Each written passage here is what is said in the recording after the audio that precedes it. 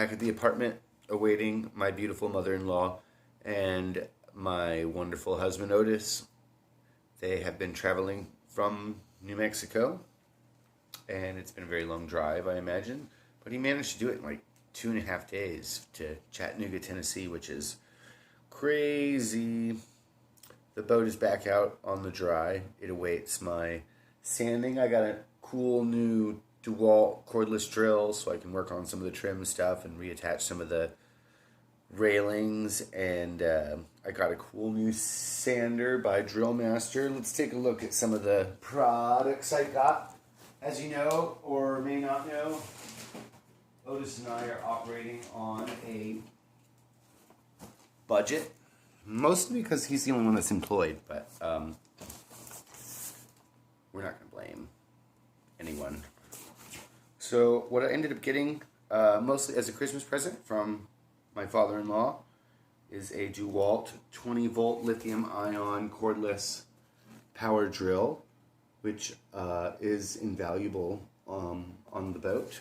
It will go in my dry case, my Pelican dry case, with the other tools.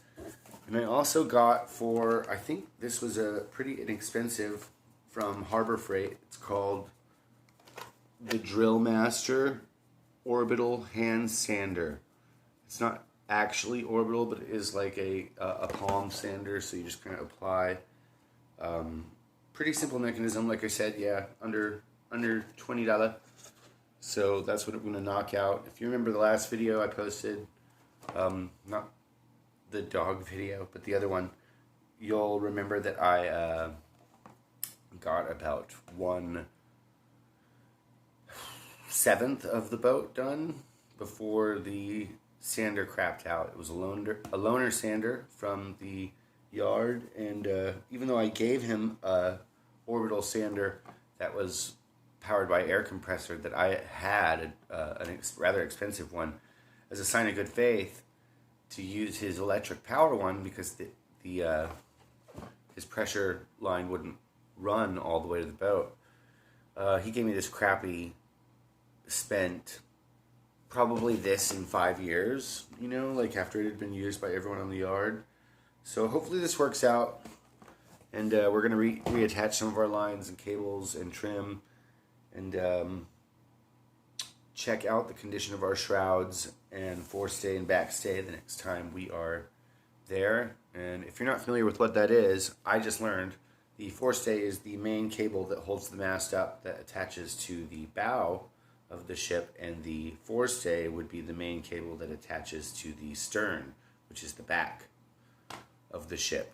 And the shrouds would be the little cables in the middle running to support that attach to the main hull of the boat.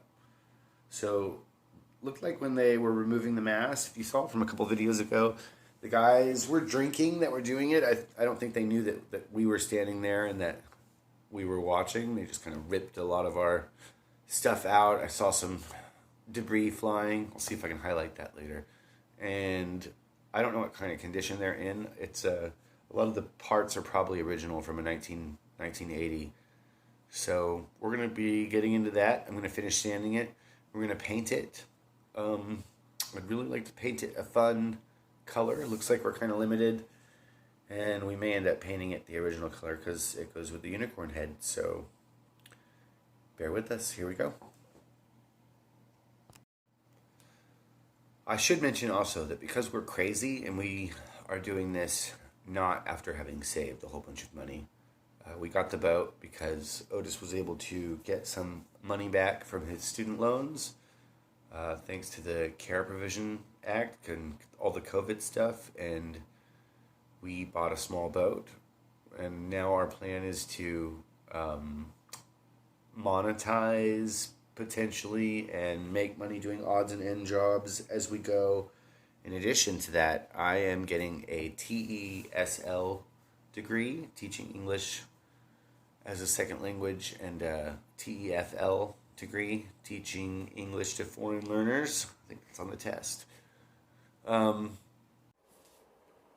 at the boat again, I'm supposed to be finishing the sanding. Been a whole week since the last video. last night was not as cold and terrible. I actually got too hot with the heater at one point, so I guess the heater's not totally useless. So why am I bundled up now? Well, I was just outside.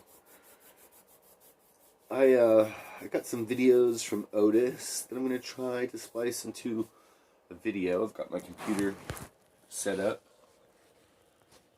I don't know if you can see anything in here. It's kind of dark. But of course, the day that's supposed to be sunny for me to work is gale force winds and storm.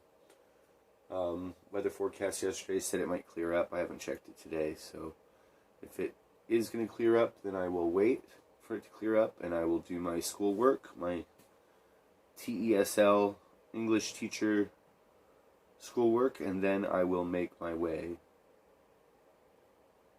outside to finish the boat. I need to shave.